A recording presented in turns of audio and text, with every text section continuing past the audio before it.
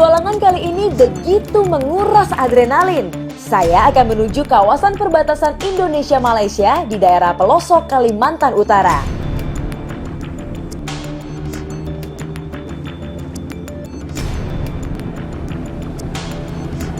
Untuk mencapai perbatasan utara negeri ini, jeram Sungai Sembakung di Kabupaten Nunukan harus saya hadapi.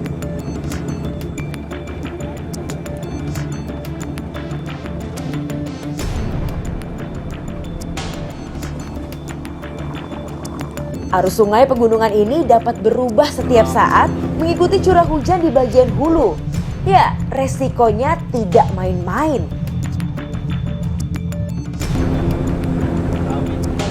Bersama masyarakat Dayak Okolot, kami menuju pemukiman terisolasi dekat perbatasan dengan negara bagian Sabah, Malaysia. Ya, sebuah daerah bernama Labang.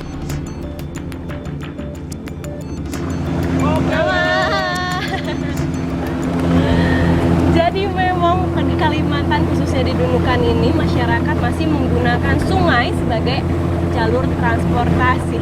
Mau itu berkunjung ke tetangga sebelah atau ke desa seberang.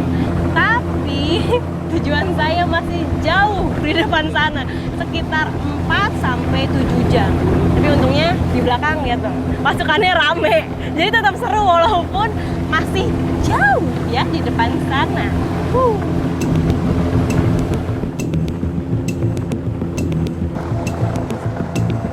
Sungai Sembakung ibarat urat nadi. Besar dan kecilnya debit air akan sangat mempengaruhi kehidupan masyarakat yang hidup di perbatasan. Pada musim banjir, aliran sungai ini mematikan. Ya, saking kuatnya terjangan arus.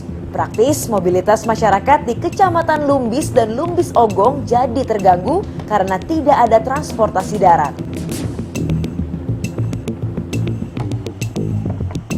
Kecamatan Lumbis Ogong berbatasan langsung dengan negara Malaysia.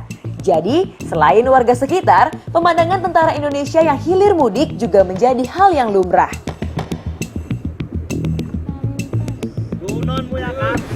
Ini habis loading barang untuk dihantarkan ke pos Pamtas yang ada di sekitar sini. Jadi harus diturun-turunin barang-barangnya. Tapi kita nih mau jalan lagi ke sana. Masih jauh perjalanannya, sekitar sejam lagi ya Pak ya? Menjelang sore hari, akhirnya kami tiba di Desa Labang. Desa kecil yang berada di garis depan perbatasan Indonesia-Malaysia. Akhirnya sampai juga di Desa Labang. Setelah tadi saya dari Mansalong memakan waktu 4 jam. Nih sampai pakai life vest. Karena memang tadi di perjalanan arusnya makin naik, makin kenceng. Jadi cukup bahaya juga, beresiko. Jadi makanya saya pakai life vest. Sabar Pak, sabar. Satu-satu. Ya, sekarang tinggal menikmati desanya aja nih udah sampai. Ayo Pak.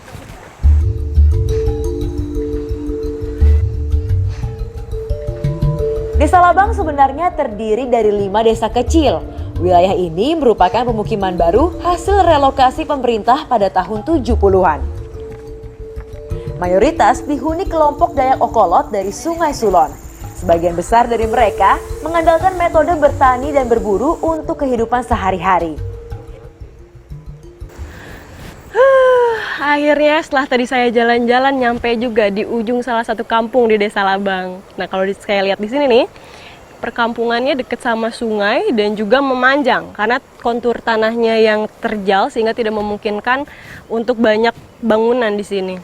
Nah tuh kalau dilihat di sana tuh banyak kebun warga yang ada di lereng-lereng. Ini terjal banget loh, tuh serem. Nah hari ini saya diajak sama masyarakat di sini untuk belanja, tapi ke luar negeri. Kayak apa belanja di luar negeri? Saya ke bawah dulu karena udah ditungguin di bawah.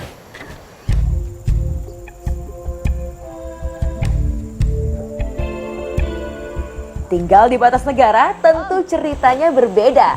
Lokasi tempat tinggal warga di Desa Labang sangat minim akses, bahkan terisolasi. Perkara kebutuhan pokok sehari-hari pun sangat sulit dicari. Jarak yang jauh dan ongkos transportasi yang mahal dari Mansalong, Indonesia membuat masyarakat Labang berpaling ke Pagalungan di Malaysia.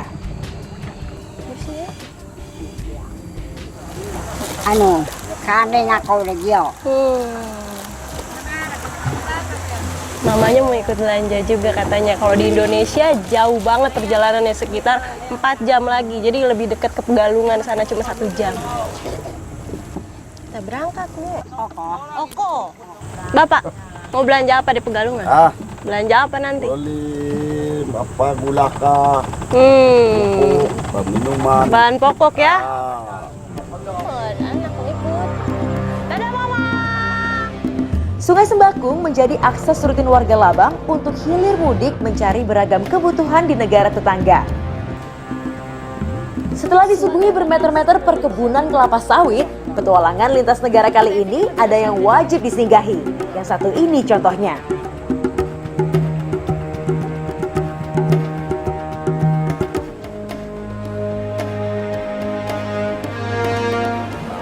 Wow. Perjalanan saya terhenti, tertuju sama itu tuh. Ada patung burung Garuda. Saya mau lihat dulu ke atas, itu seperti apa burung Garuda itu. Bismillahirrahmanirrahim.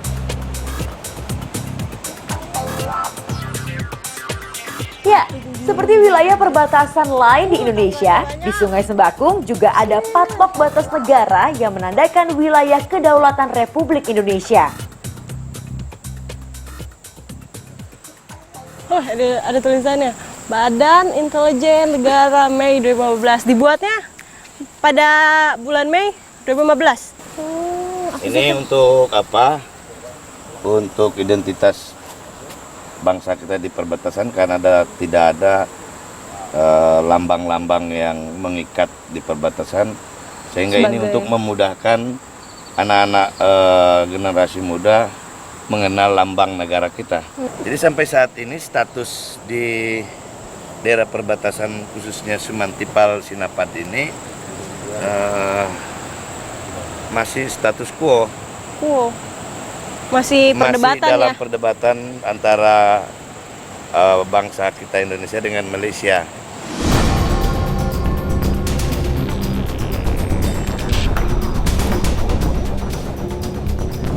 Nah, ini kita udah masuk GP1. Tadi di sana udah ada tangganya pembatas antara Indonesia dan Malaysia. Ini kita udah di belakang rumah tetangga loh, mau udah di luar negeri kita ya. Kita mau belanja nih bentar lagi ya, Mama ya. Udah lewat. Jarak Pegalungan di wilayah Malaysia tak kalah menguras adrenalin.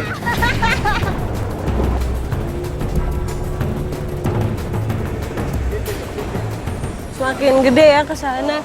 Nah, ini di depan sana ada arus yang semakin deras, jeramnya semakin besar. Jadi harus turun untuk mengurangi beban yang ada di perahu. Harus turun biar nanti perahunya nggak terbalik. Ini harus turun nih, harus turun.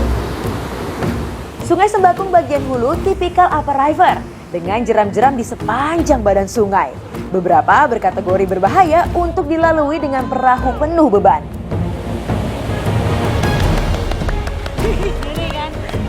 Itu tadi saya lihat. Air makin meriang ini. Ini jeramnya bener-bener gede banget. Itu lihat tadi perahu sampai begitu. Coba kalau misalnya tadi di dalam perahunya itu banyak bebannya. Kalau nggak kebalik perahunya, wow. Makanya harus turun dulu orang-orangnya.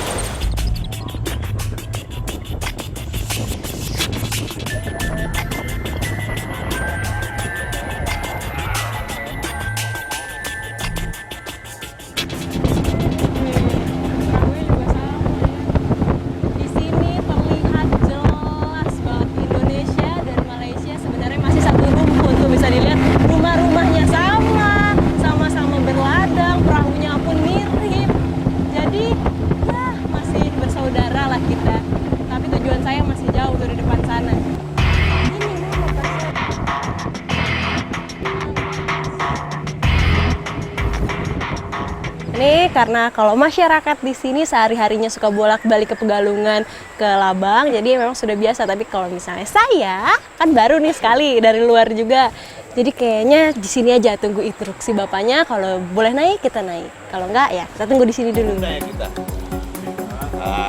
lahir di Sarawak. Suasana di Pegalungan jauh berbeda dengan di Labang, Indonesia. Meski berada di pedalaman Malaysia, daerah kecil atau kecamatan ini sangat maju.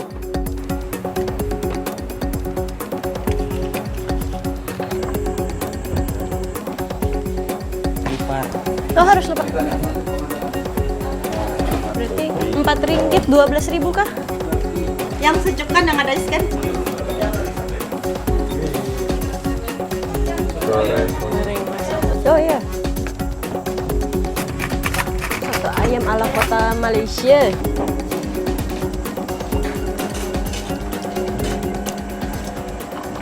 Sama aja. Rasanya sama aja kayak soto di Indonesia, cuma di sini soto ayamnya pakai ini nih. Pakai irisan-irisan timun. Nih. Dan katanya kalau di sini biasanya makan soto ayam itu nggak pakai nasi. Tapi berhubung saya orang Indonesia, belum makan kalau belum makan nasi. Saya harus pakai nasi. Kenapa?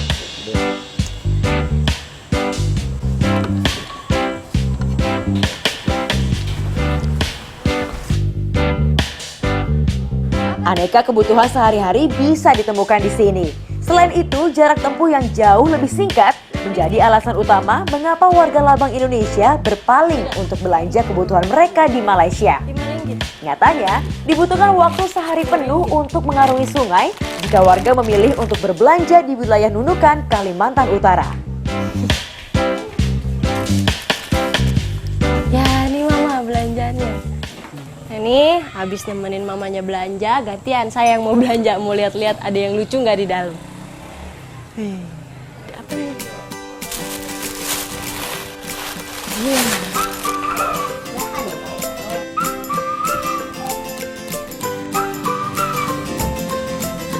Masih buku.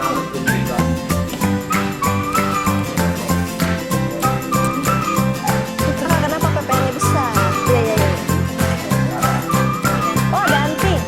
Iya, jadi nih 20 ya. 20. Nih, jadi ini pilihan saya. Ini saya jadinya yang ini ya, Kak ya.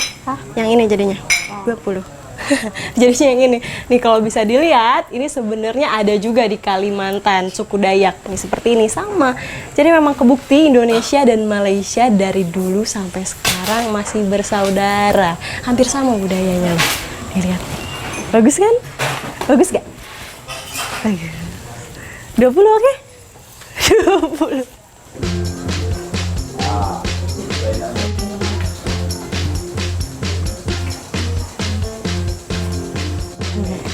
Buat saya ini keren banget loh. Kan Pegalongan ini bisa dibilang pelosoknya Malaysia, tapi kebutuhan masyarakat di sini masih bisa dipenuhi. Sedangkan di pelosok-pelosok Indonesia masih sangat sulit untuk mendapatkan kebutuhan pokok. Tapi yang sangat saya salut di sini adalah kekeluargaan dan persaudaraan yang masih sangat kental. Nah, ini saya udah selesai nih belanja. Sekarang mau balik lagi ke kampung. Aduh, perjalanan masih jauh. Ikutin jejak saya, jejak petualang. Sekembalinya menginjakan kaki ke bagian kawasan Indonesia, saya disuguhi tarian tradisional yang menjadi identitas suku asli Indonesia.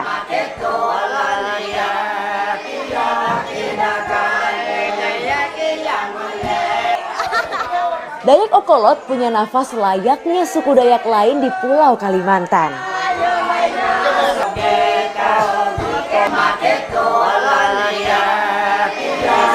Ya beginilah suasana perbatasan. Nah ini saya lagi akukui kalau masyarakat Dayak Okolot bilang.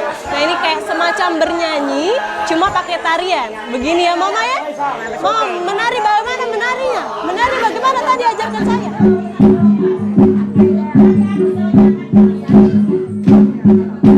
Akukui merupakan tarian persahabatan. Dalam acara ini, semua saling menghibur dengan menampilkan kemampuan terbaiknya.